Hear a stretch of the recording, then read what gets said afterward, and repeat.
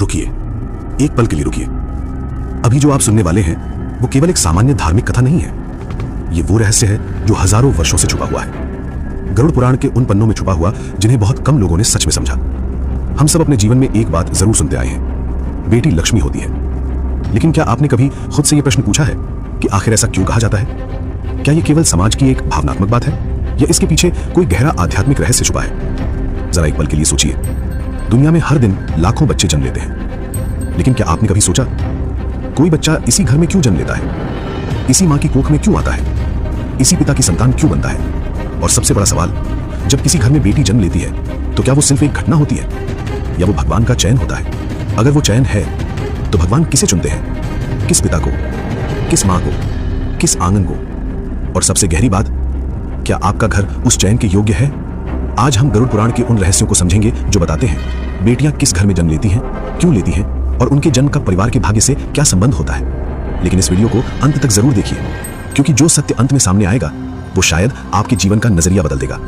मित्रों, आधुनिक विज्ञान हमें बताता है कि जन्म एक जैविक प्रक्रिया है। एक पुरुष और एक स्त्री के मिलन से एक नया जीवन जन्म लेता है। लेकिन भारतीय शास्त्र कहते हैं कि यह कहानी इतनी सरल नहीं है। गरुड़ पुराण के अनुसार जन्म केवल शरीर का नहीं होता, जन्म आत्मा का होता है।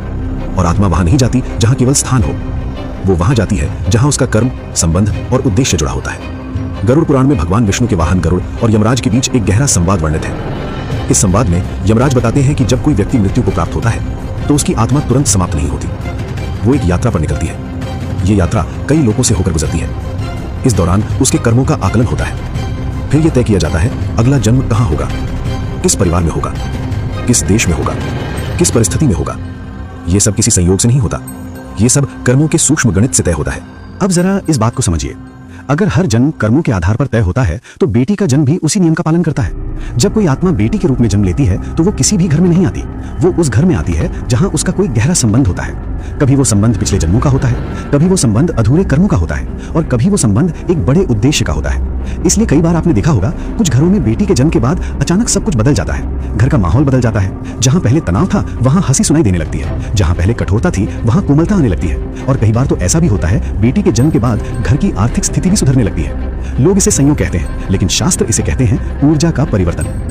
हम बचपन से सुनते आए हैं बेटी लक्ष्मी होती है, लेकिन इसका अर्थ केवल इतना नहीं है कि बेटी धन लेकर आती है। लक्ष्मी का अर्थ केवल पैसा नहीं है। शास्त्रों के अनुसार लक्ष्मी का अर्थ है समृद्धि, संतुलन और सौभाग्य। लक्ष्मी उस घर में आती है जहां तीन चीजें मौजूद होती हैं। पहला सम्मान, दूसरा शुद्धता, तीसरा कृतज्ञता। जहां नारी का अपमान होता है वहां लक्ष्मी नहीं टिकती, लेकिन जहां स्त्री का सम्मान होता है वहां लक्ष्मी स्थायी रूप से निवास करती है। इसीलिए जब किसी घर में बेटी जन्म लेती है तो कहा जाता है